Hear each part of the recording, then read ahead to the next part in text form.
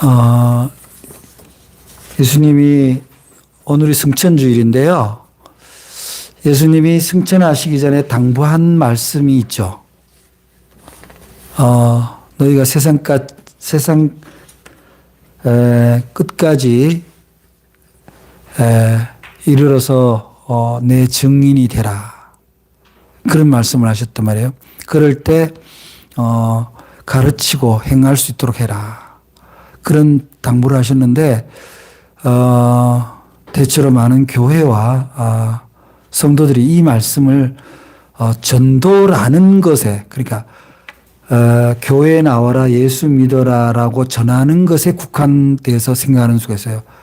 땅끝의 증인이라는 것은 절망이 있는 곳에 가서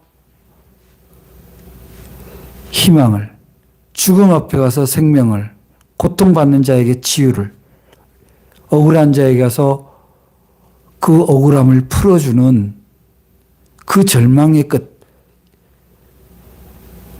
삶의 가장 끝자락에 있는 곳이 땅끝까지입니다. 저 오지, 미성교 지역 이런 것만을 의미하는 건 아니에요. 그런 예수님이 가서 내 증인이 되라 할 때 예수에 대한 증인은 뭡니까? 많은 사람들이 예수의 증인을 찾고 유대교에서 나타나는 거의 무속에 가까운 축복의 신처럼 생각합니다.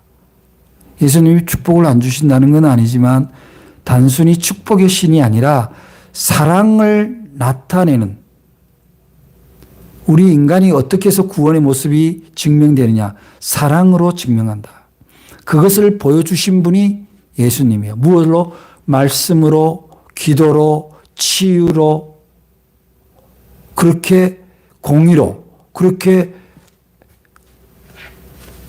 사람, 인간과 모든 생명들에 대한 구원을 친히 보여주시고 인간의 죄를 다 끌어안고 십자가에 달려 돌아가신 분이 예수님이시란 거예요.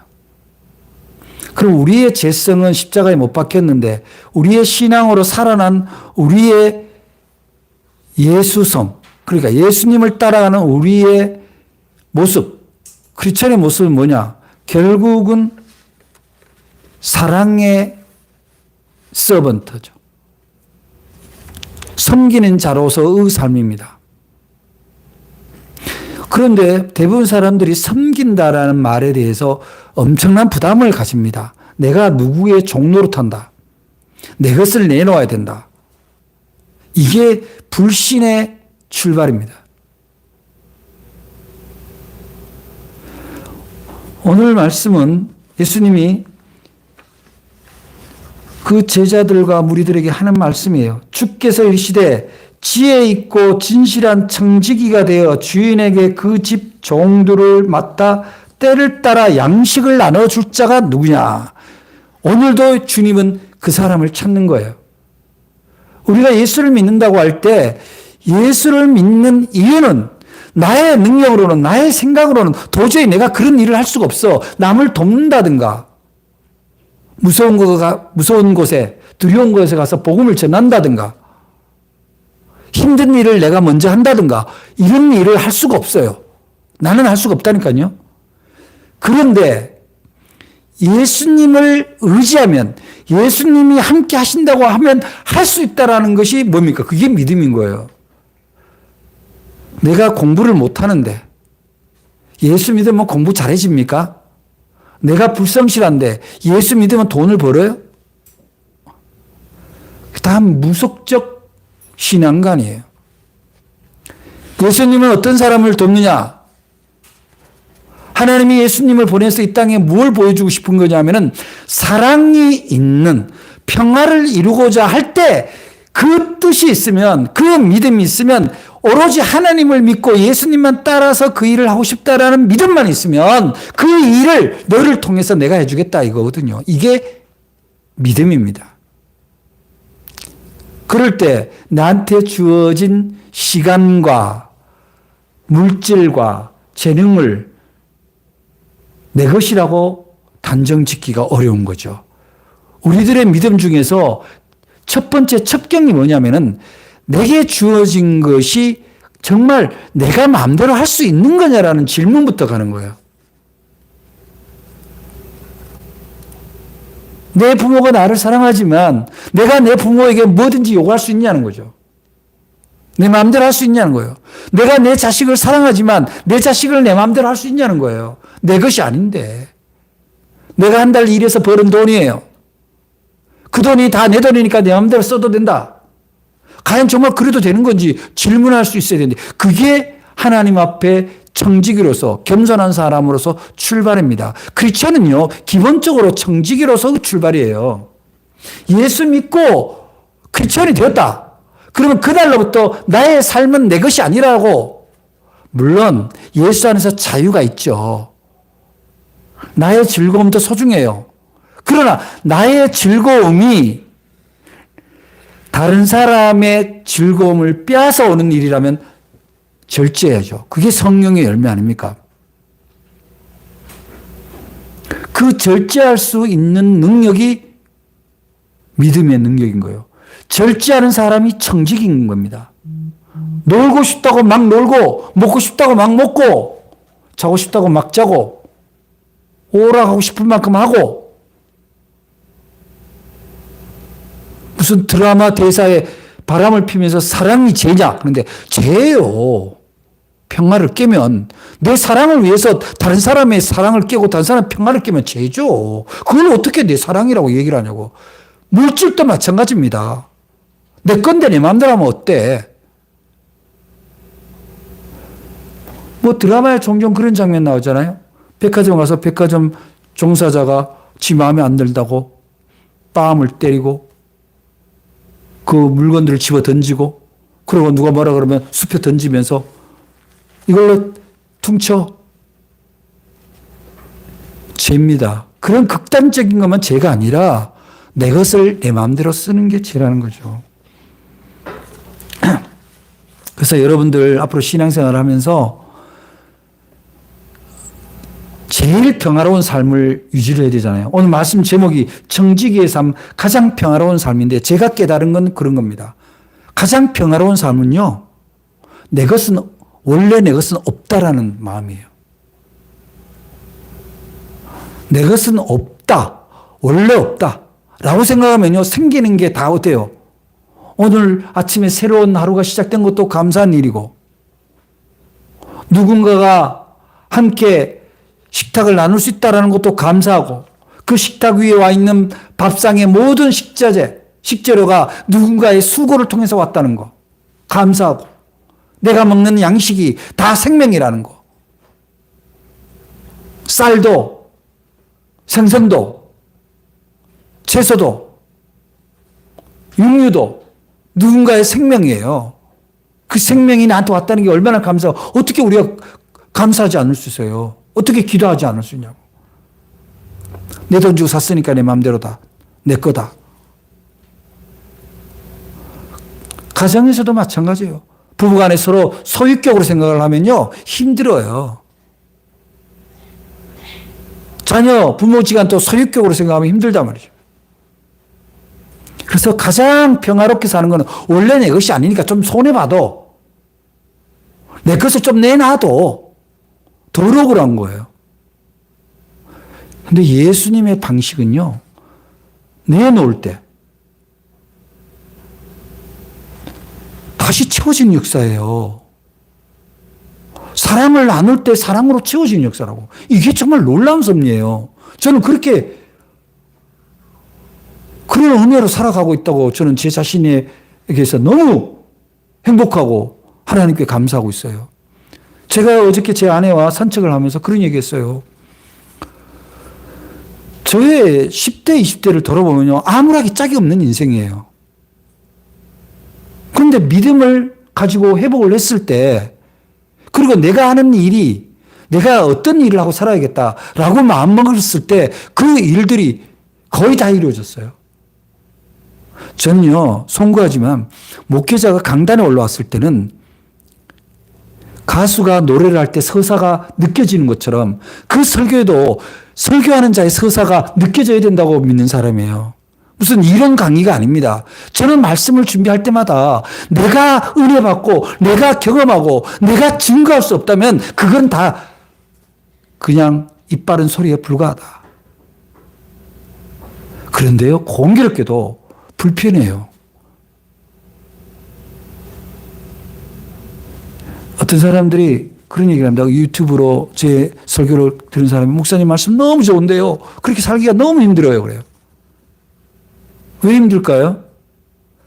제가 전하는 건 예수의 방식이고 본인이 힘든 거는 자신의 방식인 거예요. 그러니까 힘든 거예요. 힘들다는 건 뭐예요? 그렇게 못 사는 것이 갈등이라는 거예요. 자기 내부에서. 그러니까 힘든 거예요. 불편한 거예요. 불편하니까 우리 교회 설교가 어려운 거죠. 아유, 목사님 어려워요. 그렇다고 해서 제가 듣기 쉬운 얘기, 기분 좋은 얘기, 하하 웃고 돌아가는 얘기, 우리는 예수 믿고 행복해요. 무엇이 행복한 건지, 진정한 행복이 뭔지도 모른 채 착시를 하고 착각을 하고 체면에 걸린 상태로 돌아갈 수는 없다는 거죠. 오늘 평신도 주일인데 저는 저 자신은 언제나 그런 생각을 합니다. 나는 늘 목회자와 평신도 중간에 경계에 있는, 제가 왜냐하면 46살까지 어쨌든 평신도잖아요. 제가 47에 목사 안수를 받았으니까. 그 경계에 있어요. 그래서 이 평신도 주일은 곧 나의 주일이기도 하다. 이런 생각이 들어요. 그리고 저의 삶 자체가 거의 평신도에 가까운 삶을 살고 있고요. 평신도처럼 일을 하고 있고, 평신도처럼 봉사하고 있고, 평신도들과 어울려서 생활하고 있습니다. 저는 제가 교제하는 사람들이에요. 90% 이상이 평신도예요. 그럼 평신도죠, 뭐. 여러분, 우리 기독교 한국교회 안에 정말 평신도로서 본이 되는 분이, 청지기로서 본이 되는 분이, 여러분, 유일한 박사라고 아시죠? 유한양행의 창업자, 유일한 박사, 유한공업대학교 설립자죠. 유한양행 제약회사. 이분이 일제시대 때 이미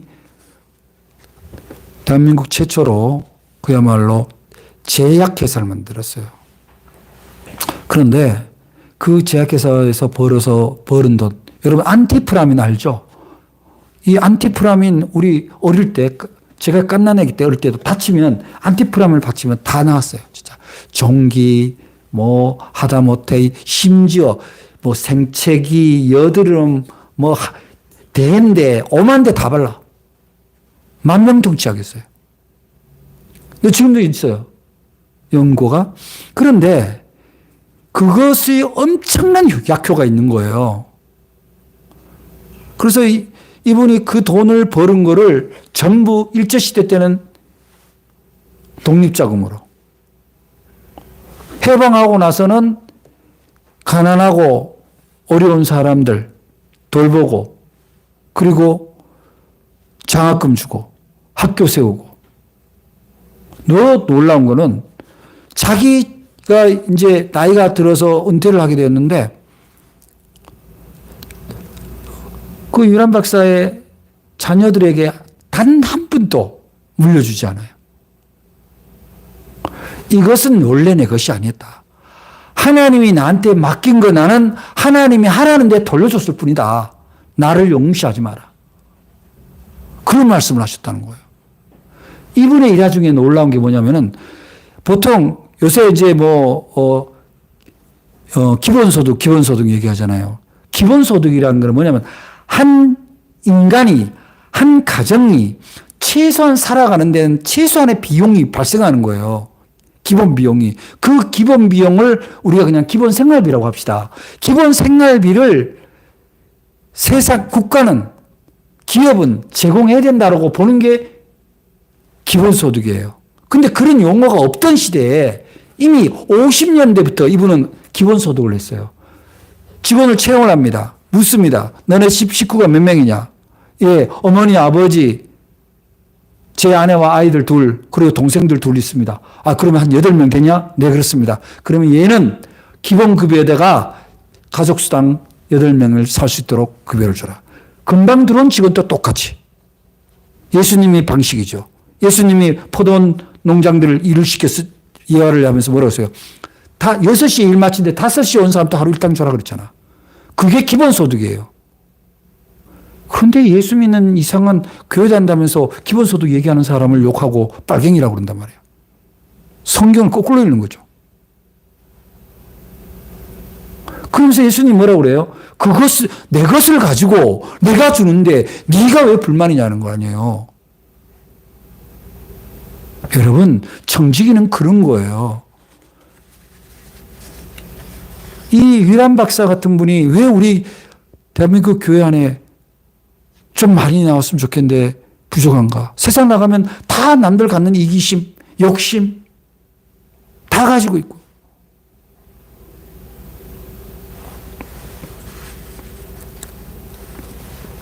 그래서 우리가 예수 안에서 산다라는 것은 정직의 삶이다. 정직의 삶. 그런 사람들이 자꾸 정직이 그러면은 자꾸 뭐 물질만 생각해요. 내가 돈이 있는데 그러면 내 걸 다 털어 써야 된다는 얘기냐? 그렇지는 않아요. 자기가 필요한 건 자기가 써야죠. 절제하고 아껴서 나누는 거죠. 내가 하고 싶은 거 다 하고 나누려고 그러면 나눌 게 있나요? 없죠. 없어요. 우리가 여러분 봉헌 얘기를 하면 자꾸 오해를 하는데 봉헌에서 11조를 떼놓는다는 의미는 무슨 얘기냐면은 결국 이것이 내 것이 아닙니다라는 하나님 앞에 고백인 거예요. 하나님이 그 돈 갖고 뭐 하겠어요. 결국 그거를 구제하고 선교하고 쓰잖아요. 교회가. 물론 어떤 교회는 구제는 거의 안 합니다만은 건물 짓느라고. 그래서 우리가 이게 정직의 삶에서 첫 번째가 뭐냐면은 시간이에요, 시간. 시간은 생명이잖아요. 언제나 위기는 시간이 없어서 생기는 거거든요. 공부를 하다가 하려고 열심히 하려고 그랬는데 시험 날짜 다가오다 내놀다가 2, 3일 전에 이제 막 공부한다면 아이고 며칠만 시간 더 있으면 그런 생각합니다. 저도 그럴 때 있어요. 저도 뭐 글을 쓰니까 원고 청탁이 있죠. 원고 청탁 자주 있는데 늘 이것저것 하다 바쁘다가 아이고 뭐 며칠 뒤에 쓰지 뭐 며칠 뒤에 쓰다 보면 벌써 마감 날짜가 뭐 2, 3일 앞으로 나옵니다. 그러면 이제 새벽같이 그냥 새벽에 그냥 씁니다. 써가지고 보면은 오탈자 나오고 뭐 문장도 안 맞고. 그래서 저는 제1 독자가 뭐 우리 집사람 아내이긴 합니다만 읽어보면 뭐 집사람이 뻘건 걸로 이렇게 표시 다 해줘. 그건 뭐냐면은 미뤄서 하니까 그래. 미뤄서 하니까 뭐가 돼요? 섬세함이 떨어지는 거죠. 여러분, 시간을 소중하게 여겨야 돼요. 인간이 사는 세상은요, 성경의 말씀대로 세월이 늘 악해요. 왜 악한지 아세요? 이게 사탄이나 마귀는요, 꼭 우리를 나태한 쪽에 쓸데없는 쪽으로 유혹을 합니다. 야, 좀 더 놀아. 야, 좀 더 재밌게 해. 야, 좀 더 자. 즐겨. 인생 뭐 있어?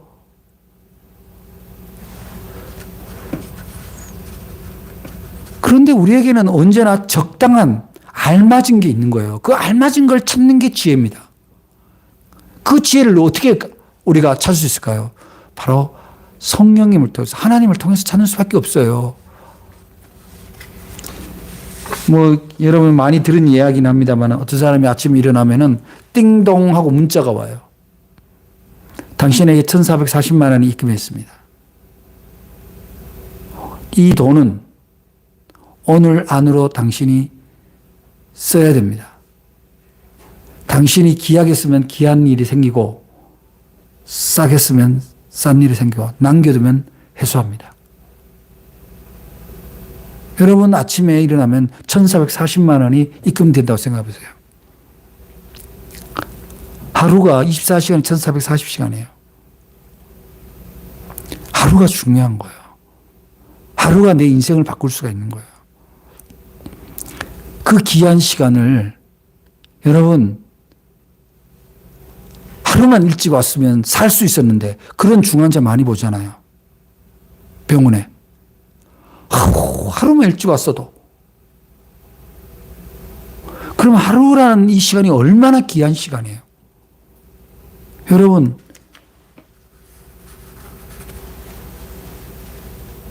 회사에 어플라이 할 때 마감 날짜가 30일인데 1일 날 가면 됩니까?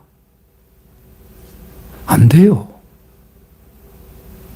어떤 사람이 정부에서 뭐 보조금 준다고 그러니까 좋다고 있다가 딴짓하고 있다가 가서 보조금 타러 왔다니까 네, 어저께 마감되었습니다. 죄송합니다. 못 받아요. 여러분의 하루는 그런 하루예요. 내일부터 교회 가야지 못 갈 수도 있어요. 내일부터 봉사해야지 평생 못 할 수 있습니다. 왜냐하면 오늘은 하나님이 준 거지만 내일은 내게 아니거든요. 시간을 소중히 생각해야 돼요.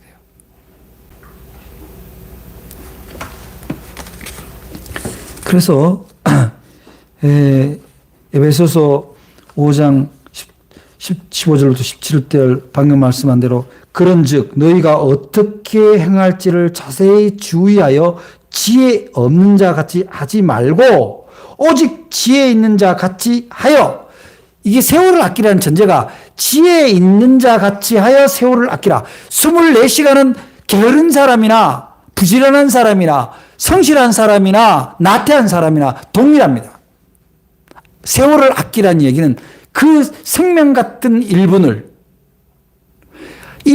만원처럼 생각을 하고 쓴다면은 우리가 함부로 쓸 수 없는 거죠. 여러분, 청지기적인 삶이라고 얘기를 할 때, 그 시간에 청지기를 할 때 마치 남한테 봉사하는 시간을 내가 청지기 생각하는 게 아니라 자기한테 성실한 것도 청지기예요.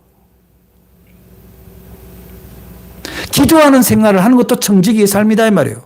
왜냐? 하나님께 모든 걸 묻고 의지하는 거니까. 그러고 나서 일을 하면요. 그러고 나서 공부를 하면, 그러고 나서 돈을 쓰면, 그러고 나서 사람을 만나면 하나님이 놀라운 지혜로 역사를 만들어 주시는 거죠. 여러분은 시간의 청지기가 되시기 바랍니다. 청지기란 건 이 시간이 내 것이 아니라는 거예요. 청지기는 이게 내게 아니고 주인 거를 내가 잠시 써서 주인에게 나중에 쓴 거를 보고해야 되는 게 청지기잖아요. 그렇잖아요? 여러분의 주어진 생명의 시간, 하루 1440만 원의 시간을 낭비하지 않길 바랍니다.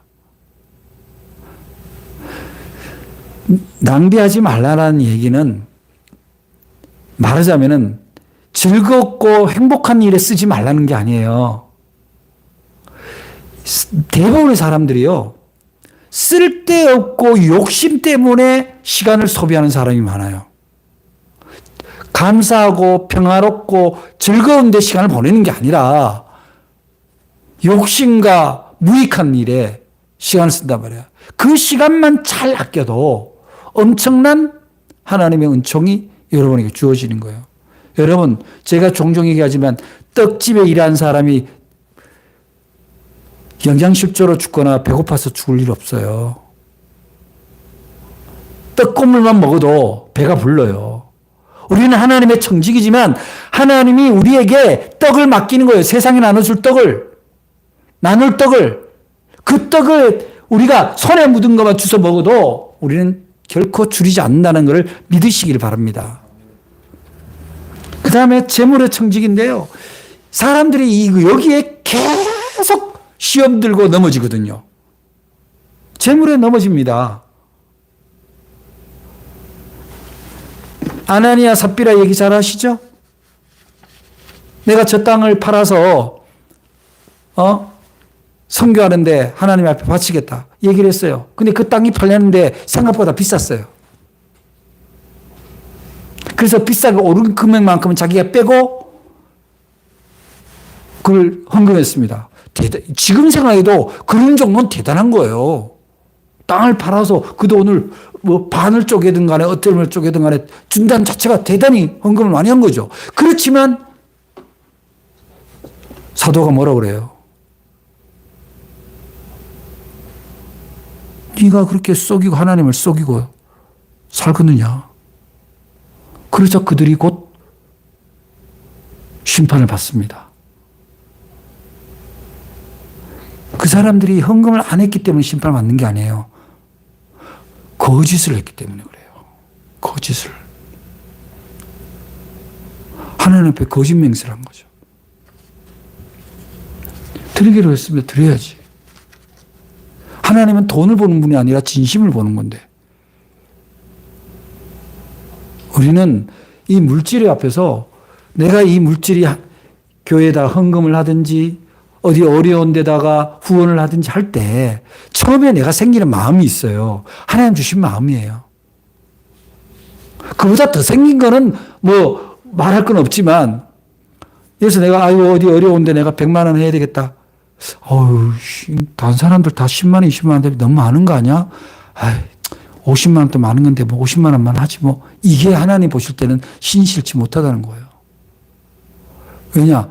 내가 100만 원 해야 되겠다라고 했을 때 하나님은 이미 100만 원 주실 준비를 하고 있는 거예요. 근데 그거를 못 믿는 거죠. 믿음이 없는 거예요.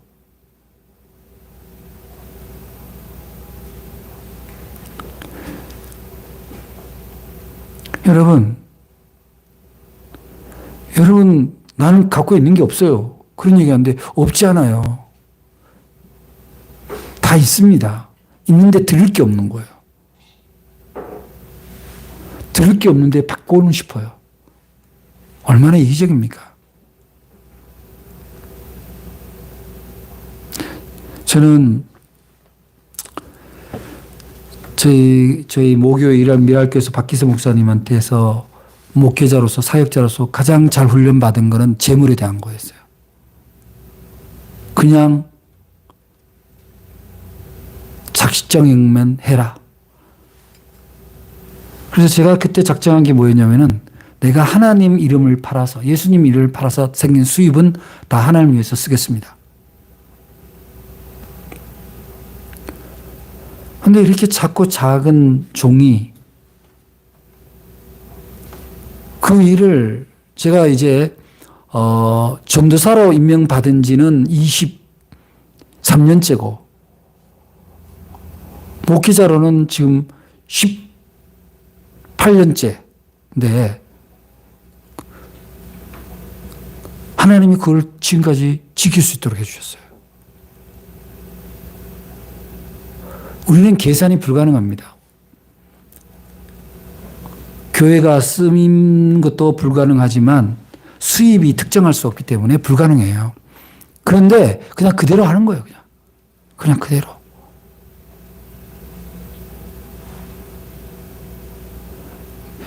물질에서 시험을 받으면요, 그 다음에 복이 스톱이 돼요. 스톱이 돼요. 다른 사람들이 심지어 동료 목회자마저 놀랍게 여깁니다. 제가 뭐 여러분 앞에 금액을 다 말할 수는 없지만 제가 물어보면은 그냥 제가 간단하게 해요. 우리 교회 헌금의 반은 한다. 반 이상 한다. 내가 그렇게 얘기를 해요. 다 한다 그러면 욕먹으니까. 그런데 그렇게 했는데 어떻게 사냐 이거야. 살아요. 아이들 다 키웠고 빚 갚고 집도 사고.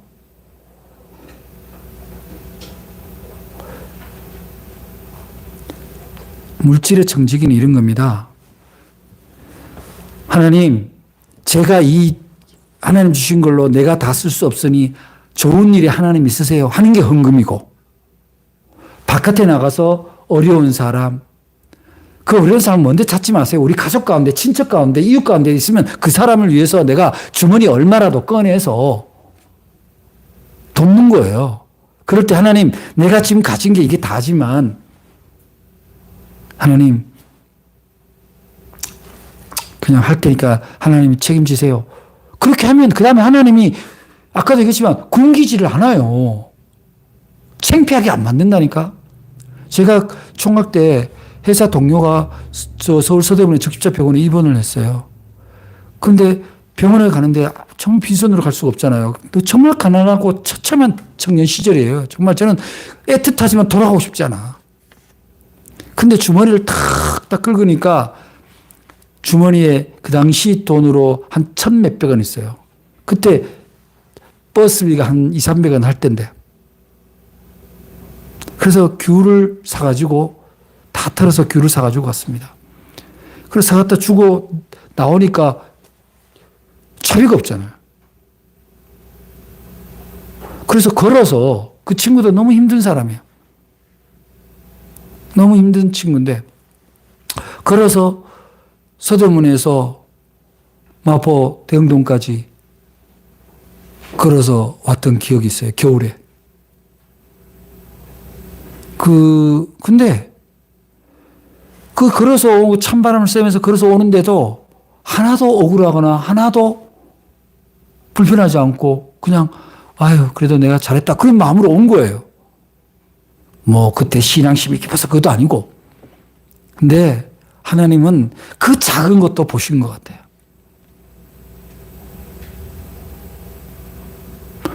여러분 물질 앞에 시험 들지 마시기 바랍니다. 여러분의 물질이 여러분 게 아니에요. 여러분 잘 알다시피 그 어른 김장하 선생님 얘기 많이 들었죠? 문영배 헌법재판소장 대행에게 장학금을 줘서 공부를 시켜서 결국 최고 법관을 만든 그 장학금을 주신 분이 김장하 선생님인데 그분이 우리나라에서 1호 한약사예요. 근데 수석으로 입학한. 근데 그분이 자기가 벌은 돈을 거의 90%를 장학금과 교육사업과 구제 그리고 형평운동. 형평운동이 아니라 평등운동이죠. 그 형평운동을 하는데 다 쓰신 거예요. 진주에서. 근데 생각해보세요. 그 한약사가 무슨 돈이 많아서 학교를 나중에 명신고등학교를 이렇게 설립을 하게 되는데 그 고등학교 설립을 해서요. 자기 아들한테 이사장 물려주고 손자한테 이사장 물려주고 그런 게 아니라 딱 8년 자기가 하고 국가에다 헌납을 해요. 300억을 들인, 그 당시에 300억을 들인 돈을. 근데 여러분 생각해보세요. 무슨 한약사가 300억을 법니까? 하나님이 주신 거예요. 돈을 깨끗하게, 온전하게, 바르게, 효율적으로 쓰니까 하나님이 그에게 300억을 주고 그 재산을 가지고 그러면 이분이 아이고, 이가 왕대박이다. 그러고 자기가 써야 되는데 안 쓰는 거예요. 지금도 장학금을 줘요.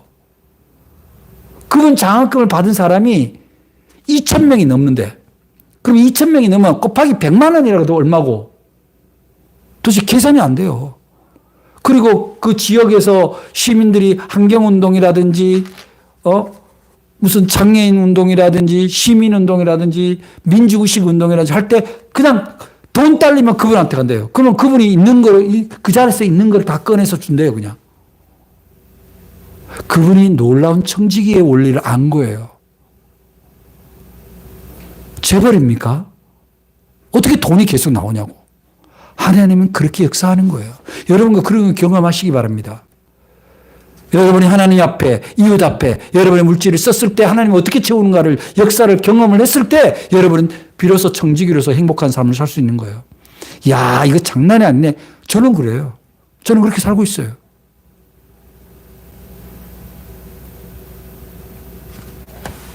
사랑하는 여러분, 물질에 대해서 좀 자유로워지시기 바랍니다. 그 자유로워진다는 것이 모든 걸 하나님께 바치라. 교회에다 헌금하라. 이런 얘기가 아니라 좀 절제해서 아껴서 이왕이면 하나님의 이름으로 예수님의 이름으로 좀 더 사랑하고 복음을 전하는 데 쓰임받도록 하는 게 청직이다. 그 다음에 우리가 재능과 은사를 청지기로서 활용해야 된다. 사람들에게는 다 군뱅이도 구른 재주가 있다. 다 재주 하나씩 있어요. 요새 노래 그 유명한 반딧불이 개똥벌레 뭐 반딧불이 노래 있잖아요. 가수 누구가 부르는.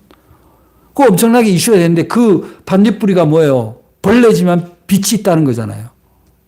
여러분, 우리의 개개인을 돌아보면 미미하게 짝이었지만 하나님이 여러분에게 빛 하나씩 다 준 거예요. 재능 하나씩 다 줬다고. 근데 재능을 발견을 못해. 혹은 재능을 발견하면 자기가 돈 벌고 자기 이름을 빛내는 데만 쓰는 사람들이 있단 말이에요.